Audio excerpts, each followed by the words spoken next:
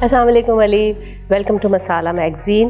مجھے تھوڑا سا اپنے بیک گراؤنڈ کے بارے میں بتائیے. یہاں تک آنے میں، اس سفر کو طے کرنے میں کہاں کہاں سے گزرنا پڑا، کتنی تعلیم حاصل کی، فیملی میں کون کون ہے، اور جو کچھ آپ بتانا چاہیں. وعلیکم السلام. سب سے پہلے تو یہ بتانا چاہوں گا کہ میں مسالہ کے ساتھ میرا جتنا بھی ابھی تک کا ایکسپیرینس رہا ہے وہ بہت ہی اچھا رہا ہے. میرے جو ایجوکیشن کا بیک گراؤنڈ ہے وہ سمپل گریجویشن ہے، لائک بی کام کیا ہوا ہے. اس کے بعد میں نے کراچی اسکول آف آرٹس سے 2D اینیمیشن گرافک ڈیزائننگ کا ڈپلومہ کیا 2012 کے اندر. اور جو کھانے پکانے کا انٹرسٹ تھا میرا وہ بچپن سے تھا. اس کے لیے میں نے کوئی فارمل ایجوکیشن جو ہوتی ہے کلینری اسکول سے وہ نہیں لی ہے، بس انٹرسٹ تھا بچپن سے ہی. امی کے ساتھ جو ہے کھانا پکاتے ہوئے کچن کے اندر رہتے تھے، اور کھانا پکاتے پکاتے ہی وہ پھر انٹرسٹ ڈیولپ ہو گیا. سافٹ ویئر ہاؤس کا بھی بیک گراؤنڈ تھا، مارکیٹنگ ایجنسی کا بھی بیک گراؤنڈ تھا. تو میں نے بولا ٹرائی کرتے ہیں، 3 مہینے 4 مہینے ٹرائی کرتے ہیں. آج ماشاءاللہ 7 سال ہو گئے اس ٹرائل پیریڈ کو ہی. اچھا، تو فیملی کا کیا فیڈ بیک تھا؟ سب سے مزے کی بات تو یہ ہوئی تھی جب میں نے جوائن کیا تھا، کیونکہ میں سب سے ینگسٹ ہوں، مطلب سب سے چھوٹا ہوں گھر کا.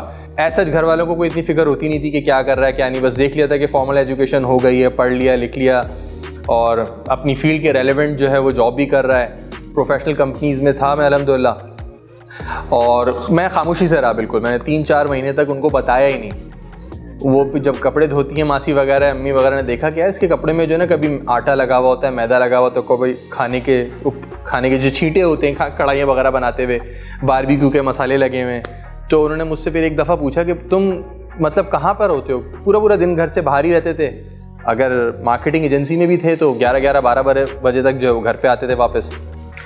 تو پھر اس طریقے سے جو ہے وہ تقریباً بھی 4 سے 5 مہینے بعد جو ہے نا میں مطلب میری گھر میں پکڑائی ہو گئی کہ مطلب یہ کوئی ریسٹورینٹ میں آتا جاتا ہے. اچھا، ایک اور مزے کا، سب سے بڑا مزے کا سین یہ تھا، جو جیسے گوشت کاٹنا، میری ایکسپرٹیز جو تھی وہ گوشت کاٹنے کی تھی. تو ہمارے جو گھر میں بقرعید وغیرہ ہوتی تھی، شروع میں تایا، والد صاحب، چچا وغیرہ سارے جو ہے وہ گائے بکرے اپنے خود کاٹتے تھے، بکرے وغیرہ موسٹلی. پھر وہ چیز ٹرانسفر ہوئی بڑے بھائیوں میں، پھر وہ میرے تک آ گئی. تو جب میرے تک آئی تو میں نے بولا یار جب ہم لوگ اتنے مہنگے مہنگے جانور کاٹتے ہیں، ٹھیک ہے، قربانی کرتے ہیں، تو بربادہ لگاتے ہیں، نو ڈاؤٹ. اگر ہم کسی ایکسپرٹ سے اپنا موازنہ کریں تو وہ ہم لوگ بربادہ لگا رہے ہوتے ہیں. تو میں نے بولا کہ یار اس کو جو ہے نا تھوڑا صحیح سے سیکھ لیتے ہیں. ٹائم تھا، انٹرسٹ تھا، تو صبح 4 بجے اٹھ کے کمیلوں میں جانا، وہاں پہ خاموشی کے ساتھ، گھر والوں کو اس وقت بھی نہیں بتایا تھا، مزے کی بات، خاموشی کے ساتھ جو ہے لانڈی میں ایک کمیلا ہے، بنس روڈ میں ہے، اور گرو مندر میں ہے، ناظم آباد پاپوش کے اندر ہے. تو وہاں 4 بجے جو ہے خاموشی کے ساتھ، اگر وہ آج بتاتا ہوں امی ابو کو تو بڑا میں سوچتا ہوں اگر میں اس کو بتاتا تو وہ جان سے مار دیتے. وہ بہت غصہ ہوتے کہ یار مطلب 4 بجے کوئی سینس ہے کہ 4 بجے اٹھ کے جو ہے تم خاموشی کے ساتھ چلے آتے تھے. تو وہاں جا کے کام سیکھا صحیح سے. اور اس پورے کام کو سیکھنے کے اندر ایک سب سے اچھی جرنی یہ بھی رہی کہ میں نے ڈیٹیلنگ کے ساتھ چیزیں سیکھ لیں. تو جو گائے سے لے کر مچھلی تک کا جو سفر کیا ہے، تو گائے زیادہ مشکل لگی یا مچھلی زیادہ مشکل؟ سی فوڈ تو بہت ہی آسان آئٹم ہے. مطلب مچھلی کے لیے آپ کو اتنی جان نہیں لگانی پڑ رہی. اس کا ریزن یہ ہے کہ ایک تو چھوٹا سا آئٹم ہے نا. جو گائیں ہوتی ہیں، جو بفیلو وغیرہ، بھینسیں وغیرہ ہوتی ہیں، بکرے وغیرہ ہوتی ہیں، تھوڑا سا جاندار آئٹم ہوتا ہے نا. مطلب جان لگانی پڑتی ہے آپ کو، اور اس کے کٹس بھی تھوڑے سے مشکل ہوتے ہیں. اب ایک آپ نے سپوز ایک چھرا لیا، اب ایک چھرا ایک مچھلی پہ، ایک مرغی پہ چلانا آسان ہے، لیکن جب آپ ایک 3 من 4 من 5 من کی گائے کے اوپر آپ وہ چھرا چلاتے ہیں نا، so you need power for that. ایک گائے کاٹنے میں آپ کو کتنا ٹائم لگتا ہے؟ دیکھیں ایک گائے کاٹنے کا جو پروسیس ہے نا وہ تقریباً بھی آپ کو 4 لوگ چاہیے ایک گائے کو 1 گھنٹے کے اندر کاٹنے کے لیے. ایک تو وہ جو اس کو کھڈی دے کے گراتے ہیں پیر باندھنے کے لیے. اب وہ جو 4 لڑکے ہیں، اس 4 لڑکوں کو ہم اس طرح ڈیوائڈ کر لیتے ہیں کہ جو ایک تو وہ جو گرائے گا، اس کے ساتھ 3 ہیلپر ہوں گے. پھر وہ جو جب گائے گر جائے گی ذبیحہ ہونے کے بعد اس کا جو پیر ویر چھڑانے ہوتے ہیں اور چمڑا چھڑانا ہوتا ہے سارا، پھر پیٹ کا آندرا کرنا، پھر یہ پوری صفائی وغیرہ کے بعد یہ ہو گئے 2 لڑکوں کے کام. اب گائے کو لفٹ کر کے ہینگ کرنا 2 ٹکڑوں میں، پھر اس کے بعد اس کے 4 ٹکڑے کرنا، اور پھر 4 ٹکڑے کرنے کے بعد ایک جو فائنلی مڈی پہ، جیسے کہ میری اب ایسی پوزیشن ہے کہ میں مڈی پہ بیٹھتا ہوں، میرے جو سارے دوست یار اور ہیلپرز وغیرہ ہوتے ہیں یا بڑے بھائی وغیرہ بھی، وہ لوگ جو ہے سارے کام کرتے ہیں. میں خالی کیونکہ اب الحمدللہ اتنی ایکسپرٹیز آ گئی ہیں اللہ کے حکم سے کہ میں وہ جو پرائم کام ہوتا ہے نا، مطلب جو بیٹھ کے صاف ستھرے کٹس نکالنا، صاف ستھری بوٹیاں بنانا، چانپیں، پورٹ، گردن، سینہ، ڈگری، اور جو دم گجا جسے کہتے ہیں، آکسٹیل جسے کہتے ہیں لوگ، وہ بنانا. تو وہ سارا کام جو ہے وہ تقریباً بھی 4 لڑکے چاہیے، اور اس کے لیے 1 گھنٹہ آپ کو چاہیے ہی چاہیے ایک 3 من سے 4 من تک کی گائے کے لیے. تو اس فیلڈ میں کچھ فیوچر میں سوچا ہے کرنے کے لیے؟ کیونکہ یہ تو وہ فیلڈ ہے جو جس میں میرے خیال میں ابھی تک کوئی آیا نہیں ہے، پراپر نہیں آیا، کوئی پڑھ لکھ کر یا شوق سے نہیں آیا ہے. اب میں آ گیا نا. اب میرا یہ ارادہ ہے کہ میں آنے والی جنریشن کو بولوں. انفیکٹ میں نے اتنے لوگوں کو اس چیز سے انسپائر کیا ہے کہ ان لوگوں نے ایڈاپٹ کرا ہے. ایسا نہیں ہے کہ انہوں نے پھر انویسٹمنٹ بھی کری. اب دیکھیں جو اکوپمنٹس میں یوز کرتا ہوں، جو چھریاں، چاپڑ، کیلیں، پتھر، مڈی، پھٹرے، کانٹے، آکڑے، جتنی بھی چیزیں ہوتی ہیں نا، یہ آج اتنی سستی نہیں ہے. تو ان لڑکوں کو بھی پھر اس چیز کا شوق ہوا کہ یار ایک جب صاف ستھرا لڑکا یہ کام کر سکتا ہے اور اس کام میں کوئی ممانعت بھی نہیں ہے، کوئی اس کے اندر برا بھی نہیں مانتے لوگ، کرنے کو جب کرنا چاہتے ہیں تو پھر وہ اس کے اوپر خرچہ بھی کرتے ہیں اور پھر وہ اس کو پروفیشنلی سیکھ بھی رہے ہیں. مسالہ میں آنے سے پہلے اور مسالہ اب جو آپ کی لائف ہے، اس میں آپ کو کوئی چینجز نظر؟ ہاں، تھوڑے سے بھاؤ بڑھ گئے تھوڑے سے بھاؤ بڑھ گئے اس طرح کے، جو مطلب اچھا ہوا میرے لیے کیونکہ مجھے ایک بڑا پلیٹ فارم مل گیا.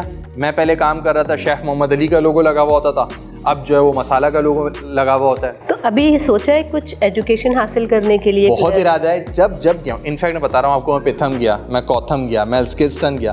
اب میں جاتا، اچھا میں سب سے زیادہ مزے کی بات یہ ہے کہ جب میں وہاں جاتا نا تو مجھے میری ٹائمنگ نہیں سوٹ کرتی، کیونکہ جس ریسٹورینٹ میں میں تھا وہ اس ریسٹورینٹ میں ایز اے جاب کرتا ہوں نا، امپلائی ہوں، لیکن میں اس کو اون کرتا ہوں. تو 12 13 14 گھنٹے میرے وہیں خرچ ہو جاتے ہیں. اس کے بعد ٹائم کہاں بچا کہ میں کسی جا کے انسٹیٹیوٹ سے جا کے اس کی ایجوکیشن لوں. جو ینگ جنریشن ہے وہ اپنا فیوچر دیکھتی ہے، تو آپ کو لگتا ہے کہ اس فیلڈ میں فیوچر اچھا ہے؟ اس فیلڈ کے اندر سب سے خوشی کی بات یہ ہے، مجھے یہاں آ کے پتہ چلا، جیسے کہ ہمارے نیو کمرز ہیں، جو جیسے حمزہ ہیں، شیف حمزہ ہیں، شیف سعد ہیں، شیف مانور ہیں، تو تھوڑا سا نا یہاں پہ بھی انفیکٹ جیسے ہمارے 4 اسٹار ہوٹلز ہیں، یہاں پہ جو پڑھے لکھا طبقہ تھا نا اس کا فقدان تھا. تو اب میں دیکھتا ہوں نا تو مجھے خود بہت خوشی ہوتی ہے. ریسٹورینٹ اپنا کھولیں گے انشاءاللہ، یا کوئی انسٹیٹیوٹ کھولیں گے جہاں آپ یہ گوشت کٹنگ وغیرہ کا؟ دیکھیں جب ریسٹورینٹ کھل جائے گا نا تو اس کے اندر ایک کمرہ بھی ڈیڈیکیٹ کر دوں میں ایک انسٹیٹیوٹ کے لیے کہ یار آئیں آپ لوگ، فارمل ایجوکیشن جو مجھے مطلب جتنا مجھے آتا ہے نا، میری کوشش ہے کہ میں سب کو سکھاؤں. اپنا پکایا ہوا سب سے اچھا کیا لگتا ہے؟ اچھا، مزے کی ایک اور بات، آپ لوگوں کو لگ رہا ہوگا کہ ہر بات اس کی مزے کی ہے. مزے کی ایک بات، جب میں اپنا کھانا پکاتا ہوں نا تو میں نہیں کھاتا. میرا کھانا دیکھ دیکھ کے نا دل بھر جاتا ہے، جیسے کہتے ہیں نا دل بھر جاتا ہے کھانا دیکھ دیکھ کے. اپنا پکایا ہوا مجھے نمکین گوشت بہت پسند ہے. دوسروں کا پکایا ہوا سب سے اچھا کیا لگتا ہے؟ دیکھیں دوسروں کا تو ایمانداری کی بات ہے، میں دوسروں کا کھانا کھاتا ہی نہیں، صرف اپنی والدہ کے ہاتھ کا یا اپنی ایک تائی کے ہاتھ کا. اب ماشاءاللہ شادی شدہ ہیں تو بیگم کے ہاتھ کا. آپ کے خیال میں سب سے اچھا فوڈ جو ہے اس وقت کون سے ریسٹورینٹ میں؟ کوئی ایک ریسٹورینٹ کوئی بھی پرفیکٹ آئٹم نہیں بیچ رہا. کوئی ایک ریسٹورینٹ ہو جو کہ وہ ساری چیزیں بہت اچھی بیچ رہا ہے، ایسا نہیں ہے. کٹاکٹ ہے تو بنس روڈ میں کیفے لذیذ طارق بھائی کا بہت مزے کا ہے، مطلب ہفتے میں 2-3 دفعہ وہاں جانا ہی ہوتا تھا. اب کڑھائی ہے تو دعا کی اچھی تھی، سلاطین کی اچھی تھی جو بلاول ہاؤس پر ہے. اب چائنیز کھانا ہے تو چائنیز تو اب یہاں اچھا ملتا ہی نہیں ہے. پہلے ایک ٹائم پہ آج سے 10-15 سال پہلے پیکنگ وغیرہ کا، لٹل چائنا کا اچھا چائنیز تھا. اب صرف اور صرف جو ہے وہ چلی گارلک اور کیچپ کے ساتھ جو ہے وہ چائنیز سرو کر رہے ہیں. مسالہ چینل پہ آپ آئے، آپ کو یہاں کا ماحول کیسا لگا؟ آپ کے ساتھ کوآپریٹ کیا لوگوں نے؟ آپ کو یہاں کیسا لگتا ہے کام کر کے؟ بہت اچھا لگتا ہے، بہت مزہ آتا ہے، بہت کوآپریٹو ہے سارے. اے ڈی ہو گئے، ڈائریکٹرز ہو گئے، سینئر مینجمنٹ ہو گئی، فوٹوگرافرز ہو گئے، ویڈیوگرافرز ہو گئے، حارث عثمانی، علی بیگ، الطاف ظفر، انفیکٹ آپ اور بہت سارے لوگ ہیں. جتنے بھی لوگ ہیں سارے کے سارے کوآپریٹو ہیں ماشاءاللہ، بہت اچھے سے ہینڈل کرتے ہیں. لائیو میں کوئی مشکلات تو نہیں ہوتی ہیں آپ کو؟ کوئی لائیو کرنا مشکل کام ہے؟ لائیو کرنا بہت مشکل تھا شروع کے 2 ایپیسوڈس کے لیے. اس کے بعد تو لائیو میں بولتا ہوں کہ اب لائیو ہی کرنا چاہیے.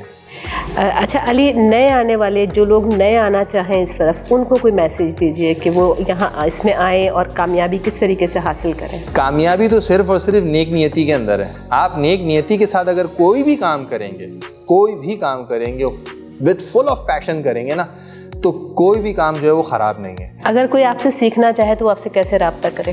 میرے جو سنڈے کے دن میں آتا ہوں دوپہر 12 بجے سے 1 بجے تک، اس کے اندر میں بہت ساری چیزیں سکھاتا ہوں. اور اگر وہ مس ہو جائیں تو 7 بجے سے 8 بجے تک ریپیٹ آتا ہے، وہ دیکھیں. اس کے اندر آپ کو بہت ساری چیزیں سیکھنے کو ملیں گی. Thank you so very much. آپ کی مستقبل کی اچھی دعاؤں کے ساتھ. جزاک اللہ، بہت شکریہ. اللہ حافظ. جزاک اللہ، تھینک یو، اللہ حافظ.